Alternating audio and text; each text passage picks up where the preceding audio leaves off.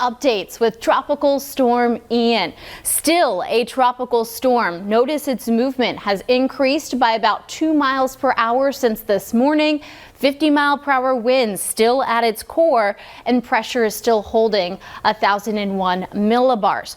Notice all of those bright colors. Those are cloud tops where the thunderstorms are. They're already impacting areas like Jamaica and over into the Cayman Islands.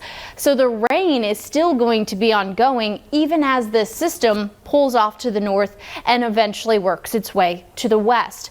We do have hurricane warnings and tropical storm warnings that have been issued for Cuba, so an upgrade to those watches. And notice, as we continue to work this system to the north and west over the next 24 to 36 hours, very quickly overnight likely to strengthen to a Category 1 hurricane, then holding its Category 2 and ultimately major hurricane status as it makes a landfall potentially in far western Cuba.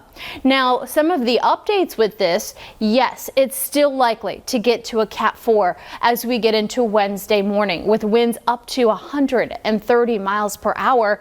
But with the latest track, notice by Thursday morning, there could be some weakening. Barely, we're talking 130 to 110, but between Wednesday and Thursday morning. So slight weakening as it potentially makes a landfall in the Big Bend of Florida. But again, notice that cone. Notice how widespread that cone is. Really, the northern and western parts of Florida will be dealing with that chance to see this storm wiggle over the next couple of days. So high confidence that it's still going to take that westerly track, but as it gets closer to Florida, there is still the possibility that maybe it moves a little bit closer to Tampa. Maybe it moves a little bit closer to Apalachicola or back out towards far western parts in the Panhandle. So this is still likely to change just a bit. But by Friday, as it interacts with the land, it will weaken just a bit.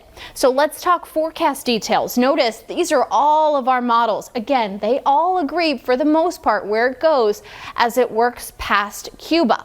They don't necessarily all agree on where that landfall could be, and that's when we're really going to be watching this storm, because for South Florida, if that system moves farther to the east, we'll have more impacts. If that system moves farther to the west, improving impacts for us. But regardless, current track still gives us about 2 to 4 inches of rainfall in South Florida.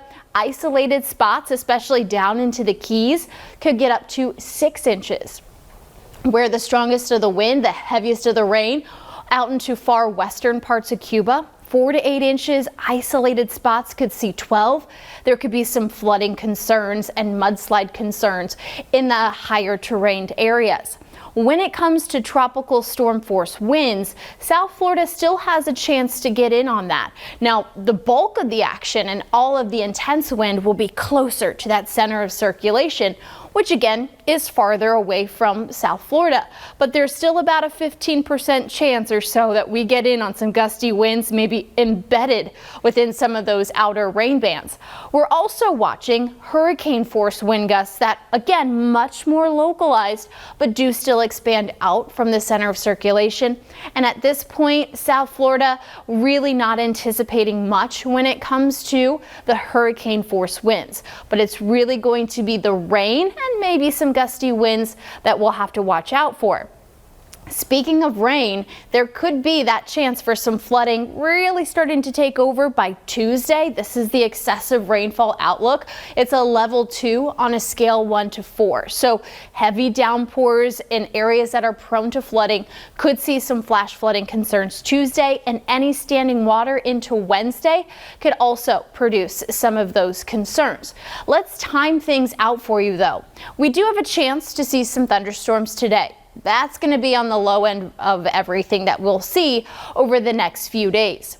As we take this forecast into Monday, we start to build in some of those far northern and outer rain bands into areas of South Florida.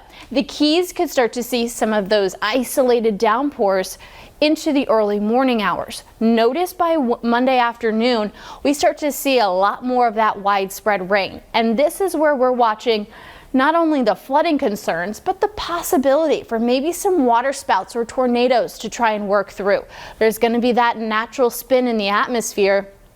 And so as this system starts to cross from Cuba and into the Gulf, we'll have that potential to see some of these isolated storms really try to spin. But notice the bulk of the action stays just to our west. So South Florida, we're looking at that chance for storms to stick around really into Wednesday. Check out our extended forecast. Monday, Tuesday, Wednesday are active days.